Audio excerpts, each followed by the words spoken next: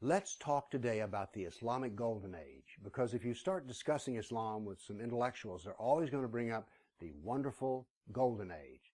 As a matter of fact, I stood in a professor's office in Princeton University who told me that the high point of all human history was the Golden Age of Islam in Baghdad. Let's look at this a little bit. First off, this whole idea of the wonder of the Golden Age of Baghdad came from Europe, in particular those who were harshly critical of the Catholic Church, people like Voltaire. So by building Islam up, they could then point to the Dark Ages and the Catholic Church and say, see, that is so terrible. Look, this is just wonderful. So that's the contrast they wanted to do there in an attack on the Catholic Church. Now, there's another reason that we hear about the Golden Age, and that's because when we look around us, what do we see that comes out of Islam that is wonderful? Like, what wonderful novel have you read by a Muslim? I'm a scientist, and one of the things that I keep up with is what are they giving Nobel Prizes for? They do not give Nobel Prizes to Muslim scientists working in Muslim lands. There's been a handful who've won Nobel Prizes for science, but they were working with kafirs, unbelievers, and in a kafir land. So we see here that Islam does not give us a lot of creativity. It can do some routine work. Here's take another example. What wonderful technological device do you use that comes from Islam? There are many Muslims in the computer business, but what great software do you use that comes out of Islam? There's a reason for this, and actually the reason for this comes from, of all things, the Golden Age.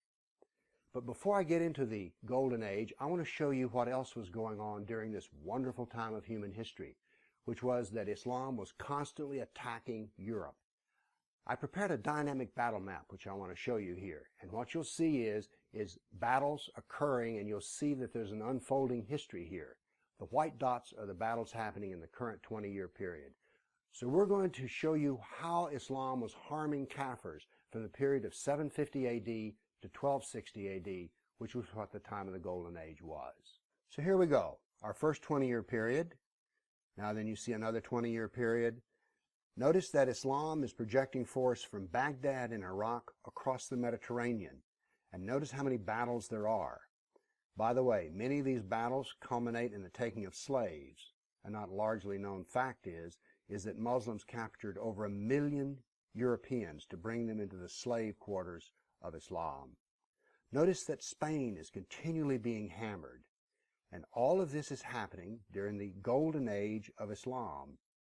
You see, one of the reasons that there was a Golden Age was that Islam was conquering a lot of territory, and they could bring intellectuals from all different cultures together, so that there was some good things that happened when these different cultures were brought together by force, as it were, in Iraq.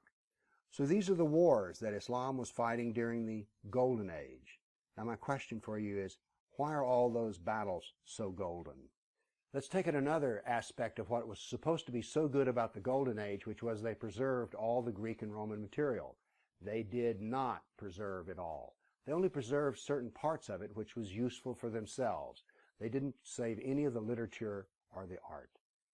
And as a matter of fact, they destroyed 90% of what they found. Why is it that saving 10% of the intellectual treasure of the classical period is called a Golden Age? What are we to call the Greeks and Romans who had 100% of it? Why aren't they referred to as a Golden Age? By the way, the rest of the doctrine found from the Greeks and the Romans was in the Byzantine Empire, and it finally really got to Europe when, why? Well, the Muslims crushed Constantinople and the scholars had to flee. So there was some good that was done, but these are more like golden flecks. There were areas in which they did well. One was geography, star maps, mathematics, but it was very limited as to what the Golden Age actually occurred.